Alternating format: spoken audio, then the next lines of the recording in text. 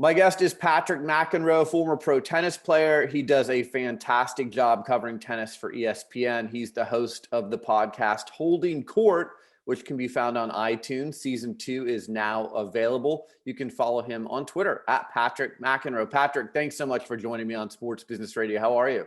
I'm good, Brian. It's great to be with you, and I appreciate you having me.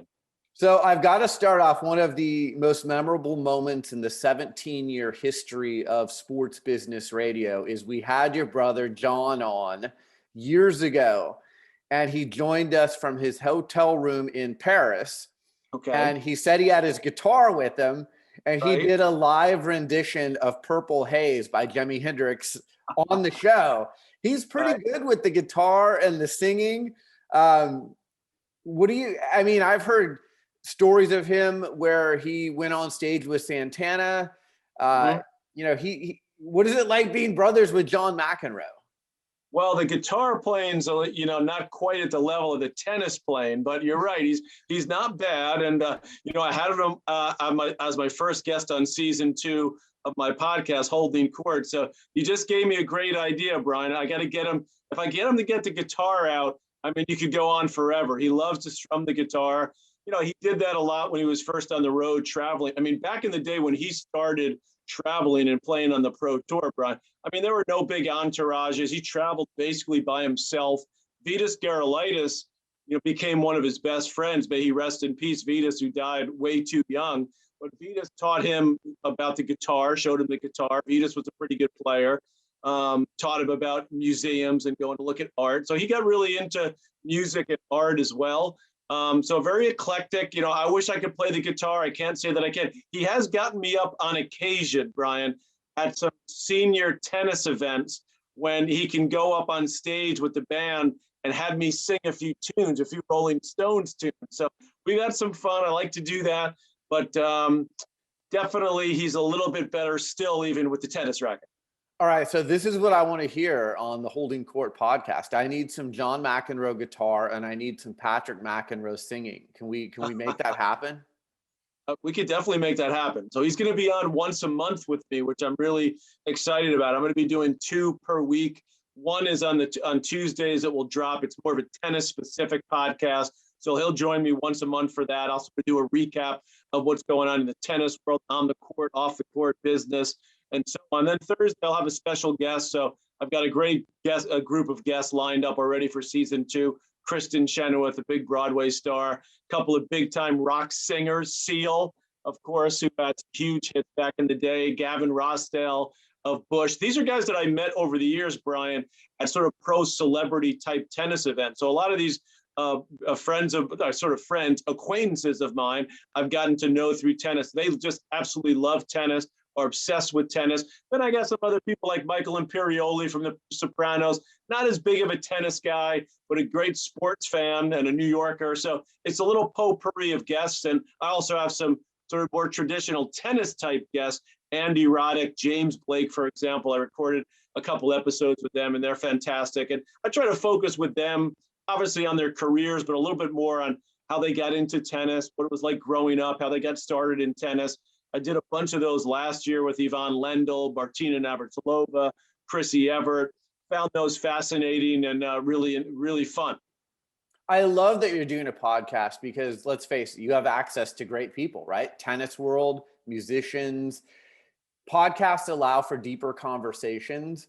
Walk me through your process as a podcast host. When you're getting ready for a podcast, what does that process look like? Well, I usually spend at least a few days, if not more, reading up on my guests. If I don't know a lot about them, most of them I have a decent feel, but there's been a few that I didn't know a lot about. A guy named Pico Iyer, for example, who's an author, a sort of a world famous travel author. And so when you learn about these people's stories, that to me is what's the most interesting for me as a host and as someone who's maybe not in that same world as some of these people. Dean Karnazes, who's the ultra marathon guy. He lives out in Northern California. He ran 50 marathons in 50 days in 50 states. Wow. Okay, back in like 2008 or something. He's about my age. He's mid-50s. So remarkable people. So I always try to obviously read up on them. But what I really like to do, Brian, is I like to, if they have done any live interviews, You can go to YouTube and you can find interviews that they've done. So I find that obviously you get to know their personality a little bit when you can see them on screen and hear them, but pick up a few nuggets, a few tidbits about what they've done.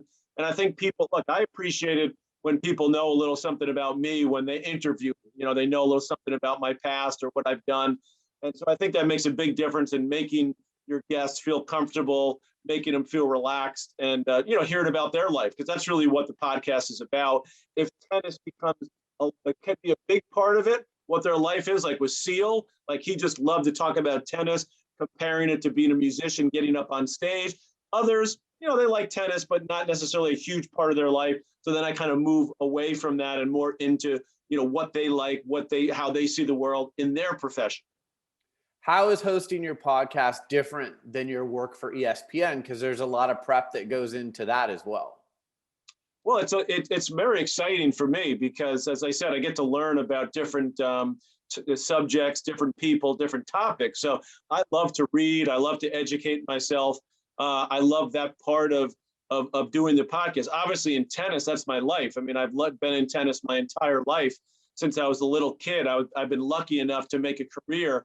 Once I was finished playing tennis and broadcasting and coaching and working for the USTA, now working with my brother, his tennis academy, I did my own radio show for a couple of years. It actually wasn't about tennis at ESPN New York and ESPN Radio. So that was my first taste into hosting my own show, Brian. And, I've dabbled in that on ESPN. Obviously, I'm a color guy, but I learned how to do play-by-play. I learned how to host a studio. So I always like to push myself to try to do other things, get out of my comfort zone. And in the podcast, I feel like I'm able to use those skills that I've learned over the years. And I also just really enjoy the conversations. I think I'm a good listener. I like to listen to people and hear what their story is about. And if I intertwine some of my own stories, my own past, I do that when I think it's appropriate. But for the most part, I want it to be about my guest on that particular show. I had Mary Carrillo on not so long ago, and we talked about calling events remotely now. Right. It's kind of become the new normal. Do you see that becoming the new normal? I mean, you're someone who travels all over the world calling the Grand Slams. And from what she tells me, it may be the new normal. What do you think about? Yeah, first of all, Brian, Mary Carrillo and the McEnroes go way back. I don't know if you I know. No, I know that. That's why I brought it up. And I interviewed her for my podcast, and she's just amazing. I mean, incredible storyteller. Agreed. And that's what's made her so great on TV over the years. I mean, she knows tennis inside and out, but what made her unique in broadcasting is her ability to, get the story behind the story about the individual or whatever it may be. So she was awesome when I had her on. And so she's 100% right. I mean, obviously, we covered the Australian Open this year from Bristol, Connecticut, the headquarters of ESPN. Now, we made it work. I think it worked pretty well. We were lucky to have great studios in Connecticut at ESPN. The truth of the matter is you could pull it off watching it on a screen if you have good technology and if the camera angles are good. I mean, I started out in my career, Brian, when I first started ESPN, well over 20 years ago. We did a lot of the European events from Connecticut. So I got used to doing that very early in my career. And this was when ESPN was not as big as it is now. So they were, dabbling in tennis. But it's when ESPN made the move as a company to get into the US Open in Wimbledon that they really started to spend some money on the production side of tennis. So I've been lucky. I've run the gamut with ESPN. If we happen to be doing a lot more events from Connecticut, I mean, we'll do what we have to do. Certainly you miss being at the event, the energy of the crowd, the energy of the environment.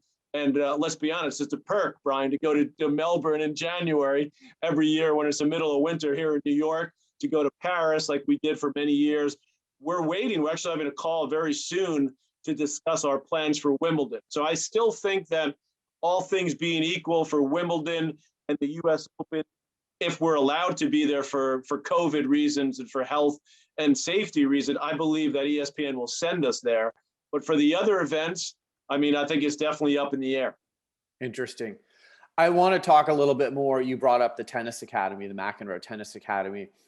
The growth of tennis, the state of tennis, especially in the United States. I see Serena is going to be retiring probably pretty soon.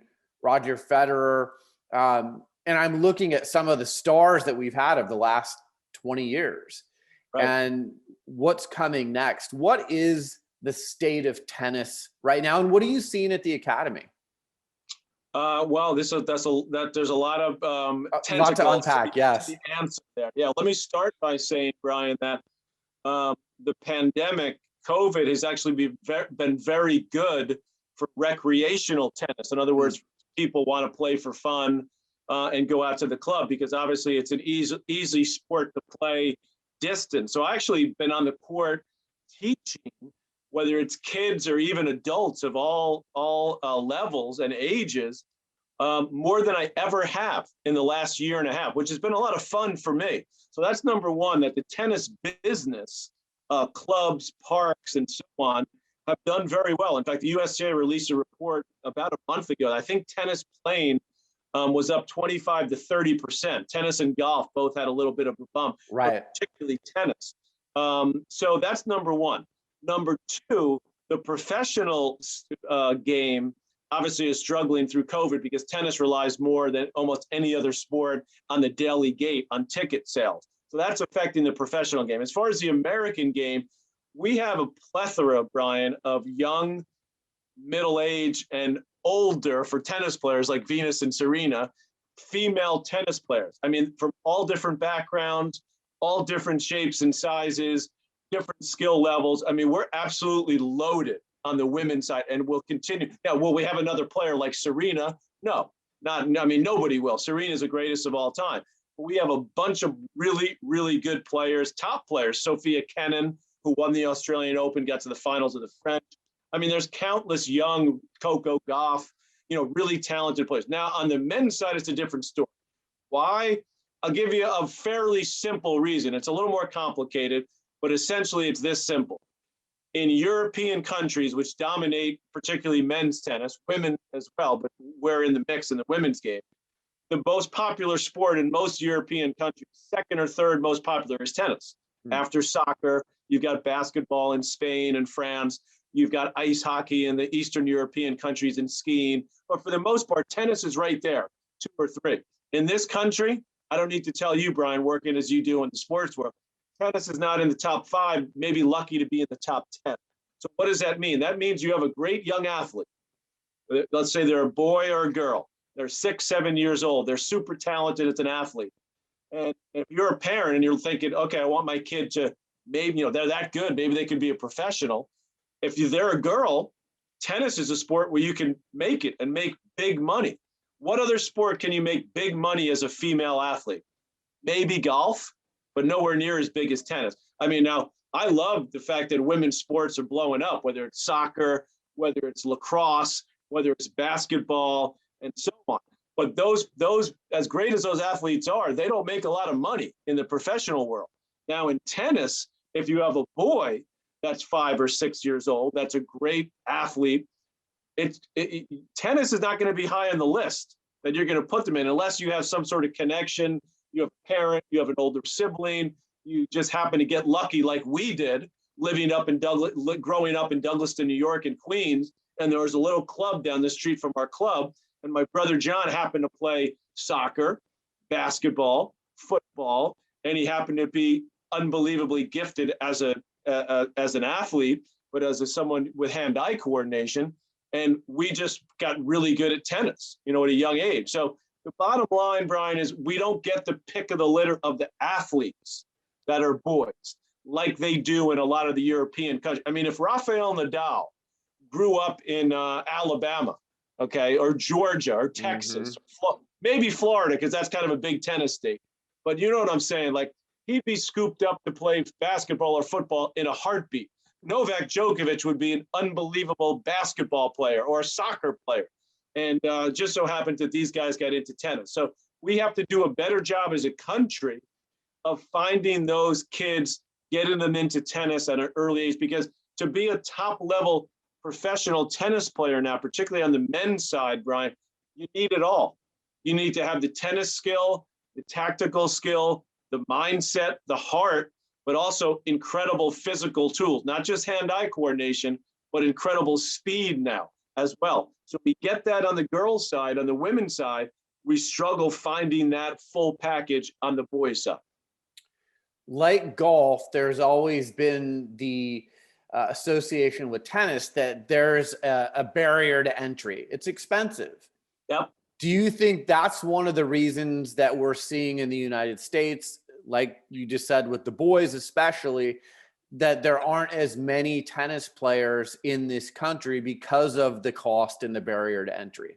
Yeah, there's no doubt. I mean, and getting to your question about our tennis academy, the John McEnroe Tennis Academy, I mean, we have an academy that's a for-profit business, but we also have a big part of it that's a scholarship business where we raise money through events.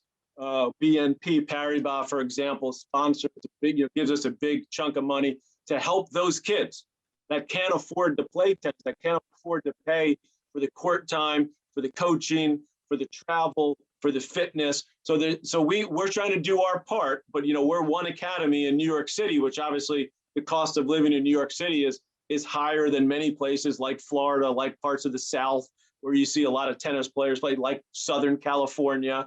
There's tons of parks, there's tons of places to play in the warmer parts of the country where it's not as expensive. It's still expensive, but it's not as expensive. So I think you see more diversity coming because of that in other parts of the country. Now, we have a lot of diversity at our academy, but a lot of the diversity comes because we're able to scholarship a lot of those kids in with the kids that can pay, that live in New York City, that go to private schools and so on. So we have a nice mix, but there's no doubt that overall to become a high level, forget about professional player, high level junior tennis player, you need a lot of resources to be able to play the tournament, get the training, get the coaching, and then get on the road and play tournaments. All right, I've done my homework on you. You have 3 daughters. Yes. 2 are dancers, and one, Victoria, from what our mutual friend Mike Nakajima tells me, she's a pretty darn good tennis player. So I'm learning a lot about the junior tennis world in the last few years through her. Although she hasn't been able to play much, unfortunately, for the last about 2.5 years because of injuries, believe it or not. One to her back, which was a stress-related type injury, which she recovered from pretty quickly. And then the ankle has been amazing. I mean, like 2 years, she's been off and on ankle, real problems. She actually finally had to have a surgery, an arthroscopic surgery just a few months ago. So I'm hoping that she'll be able to get back to, she was at a very high level as a 12-year-old, which doesn't mean a whole lot other than it's fun and you travel and you go to tournaments, which obviously I do with her. So I got a real taste of what junior tennis is about. I mean, obviously I played it, so I remember it, but it has changed. I call it, it's not just in tennis, Brian, but it's all over sports, the over professionalization of youth sports. Whether it's, if you play soccer in your school, you get on the travel team, you've got to sign up and go to, all these tournaments. You have to go to practice 4 days a week, to be on the team. And, everybody does it. Lacrosse does it. Tennis does it. Basketball does it, youth basketball. So there's the positives in that, and there's the negatives. The negatives to me has become, an economic engine for a lot of people. I got to include myself in that, running a tennis academy, right? We want our kids to come 3 or 4 days a week instead of 2 days a week, But the other side of it is that you need the balance. Now, the truth of the matter is that kids that make it to the promised land of being professional tennis players have to play more than when we were kids. Maybe they don't have to, but they do. They have to train more. The game is quicker. The technology has made the game quicker and faster. So, I mean, people are amazed, Brian, when I tell them when I was a kid growing up, even through high school, I didn't play tennis. I mean, during the fall, I played on my soccer team at school every day. And I played tennis on the weekends, Friday, Saturday, Sunday. My brother did the same for 4 years of high school. So obviously we played a ton of tennis, and when the weather got nice, and in the summer we played all summer. But now you've got kids playing, I mean, minimum 5-6 days a week, minimum, and multiple hours a day. So you've got to balance that reality of becoming a high level player, because that's kind of what's necessary for most kids, without burning out, obviously, and keeping your interest in the game and doing other things. So my daughter luckily has other interests as well. The injuries have been, in a way, a blessing, because it sort of forced her to, not go just all in on tennis. She's a great student. She's a great girl. I just hope she can get back to playing, at the level she was at, enjoy it, and then use it hopefully as a platform to help her go to a great college and play in college. I have a 16-year-old daughter, not elite athlete, but plays sports. It's amazing to me to watch these parents who think, I've got the kid that's going pro, whether it's tennis, golf, Right. basketball, football. Nope, my kid's going pro. And you see him push the kid. And I've interviewed Mark Emmert, who is the president of the NCAA, and he Right. talked to me about the burnout of college athletes. And a lot of them, after their freshman year, they're done because they've been brought up to get that scholarship and to succeed at an elite level. And they're so tired by the time they're done with their freshman year that they burn out. As a parent and someone who runs an academy, are you seeing kind of the too heavy-handedness from the parents, or has that gotten better? Well, we try to educate them. I mean, obviously you're correct. I mean, many parents think that, their kid's going to be the next John McEnroe, Serena Williams. So I try to educate them as much as I can. Every time I see a kid playing, I want to see if they're learning something, if they learn something. I used to say it was all about having fun. I've sort of changed my tune a little bit. Obviously, I want them to have fun, but I feel like if kids are learning, at whatever level they're at, they're learning something, they stay engaged, and they then have fun. So obviously you want to, you don't want to just make it fun all the time. You want to make it challenging and something that's educational from a tennis, even from a life standpoint. So we try to, I try to meet with the parents. I try to talk to them when they haven't been able to be in the academy much in the last year and a half, which in a way has been good for the kids, by the way.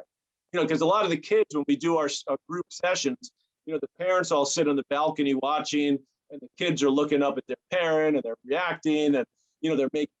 I make, Brian, when I'm watching my daughter or playing with my daughter, which I do a lot. I'm literally like straight, like I don't make a move, and she'll like, Dad, why are you making that face? I'm like, Victoria, I'm not making any face. I can see your eyes. Like when I missed that shot, you were like, and I'm like, I'm trying so hard, right, to not do anything. So when I see parents go, they go like this, and that's just not healthy for them and for the child. So we try to do our best. You have to understand that people have different ways of parenting, and I try to lead by example as best if I can. I'm not perfect, obviously, but we try to do our best and let the parents know that if the kids are learning, here's the bottom line, Brian. Having been at the academy for now, I've been there about 5 years. It's 99% genetic. That's the reality. If you're gonna, talk about who's gonna make it, who's gonna make it to the. That's why when my brother's out there and he's like, "How could they miss that shot?" I'm like, "John, they're not you." Right. Okay. Like to us, even me, and I wasn't his level, but I was a pretty good pro player.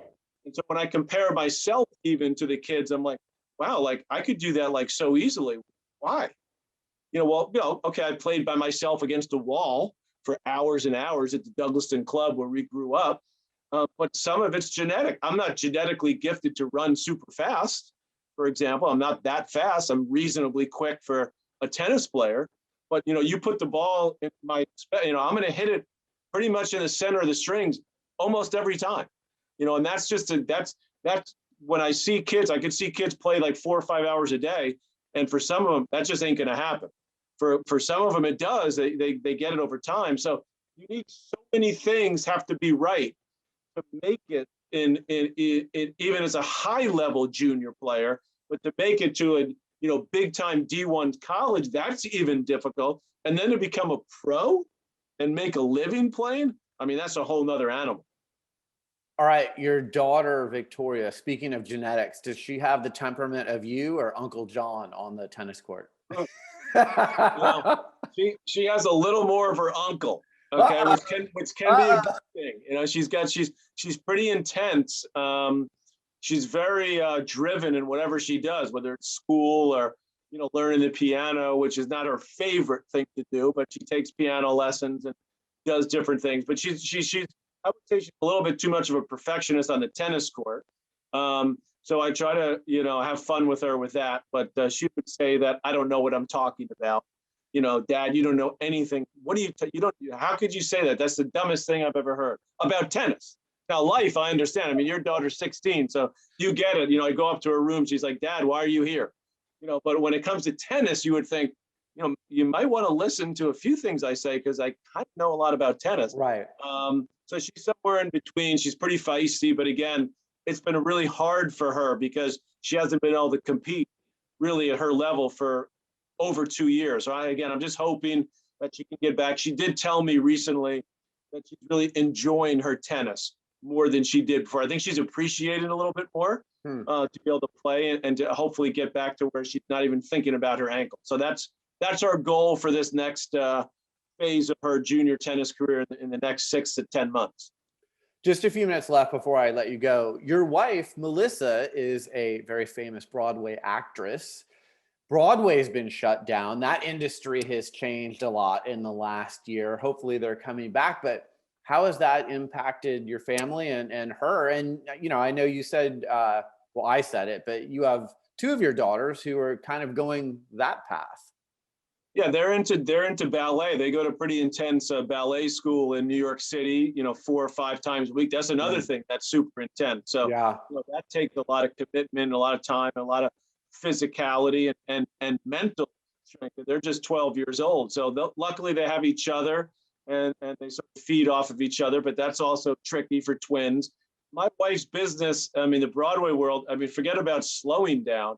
How about shutting down? Oof. I mean, it's been amazing to see what's happened. And my wife is an incredible woman, is so smart, talented, and she's worked really hard in the last year plus to do live streams, learn how to use the computer. I mean, we've got microphones everywhere, Brian. We turned one of our, we have a small little guest room in our house. We turned that into like a studio with the latest mics, the green screen. She filmed the musical. They did a musical and everybody filmed it in their house. Wow. And she's done multiple things on Instagram. She's done a live, like a talk show about how do we keep on singing, which has been really cool. She did a cooking show. She's written a bunch of pieces for the New York Times. She's a budding writer and journalist. So I'm trying to get her to focus on writing that book because I know she's got that in her too. So she's kept really busy during this time. But boy, in her world, she's been doing in the last 5 to 10 years since we had young children. She really hasn't looked to be in a big Broadway show because of the time commitment.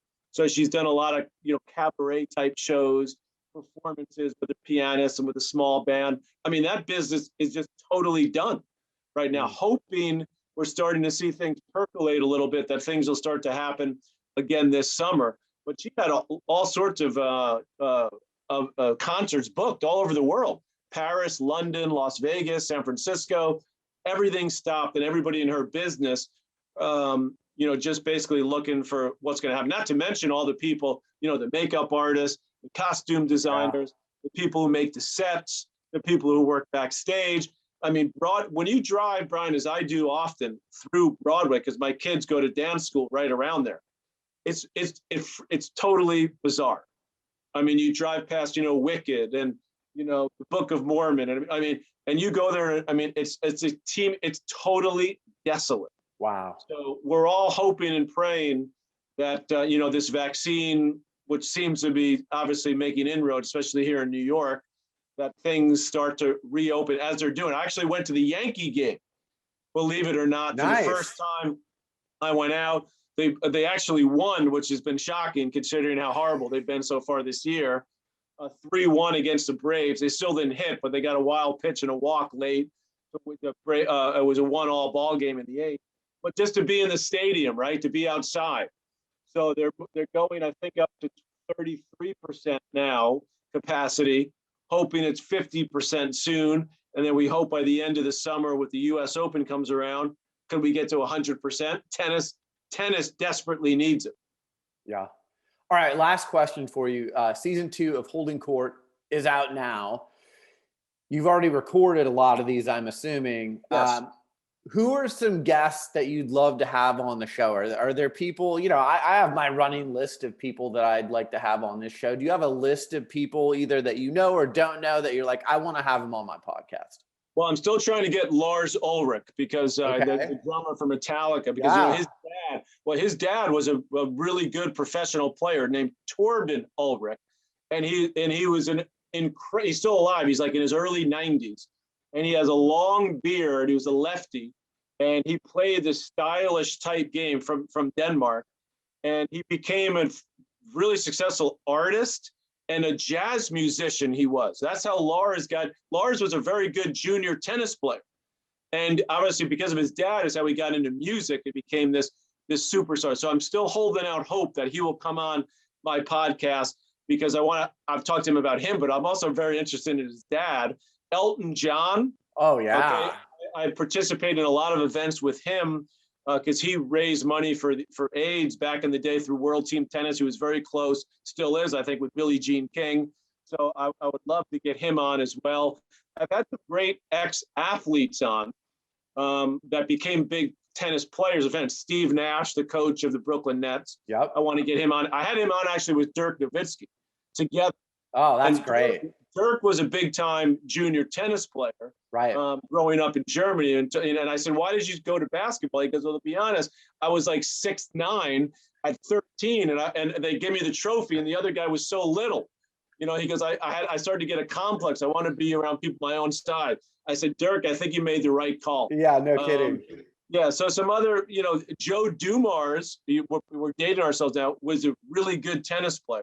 I didn't know that. And I want to get him on because he was always a classy, you know, basketball player and just a classy guy. I hit with him a long time ago at a pro celebrity event. And I was like, wow, this guy can play. Like, I'll tell you another guy too, basketball guy, that tennis player, not a lot of people know, is Clyde Drexler. Oh, really? Yeah, you know, I met Clyde actually. That's a great call because I met him in Houston when I was a Davis Cup captain. We went down there for a couple Davis Cup matches. I mean, he could not have been nicer guy. Yeah. So I hadn't thought of him. I didn't realize he was like a big tennis player. I knew he was a fan. No, he's big. He plays a lot. I'm tracking him down, man. Clyde the Glide. That would be awesome. That's great. Well, I look forward to season 2 of your podcast and many seasons to come. Patrick McEnroe, find the Holding Court podcast on iTunes and wherever you find your podcast. Catch his great work on ESPN and follow him on Twitter at Patrick McEnroe. Patrick, thank you so much. Brian, you're too kind to have me, and keep up the good work, man. I love what you do. Thank you.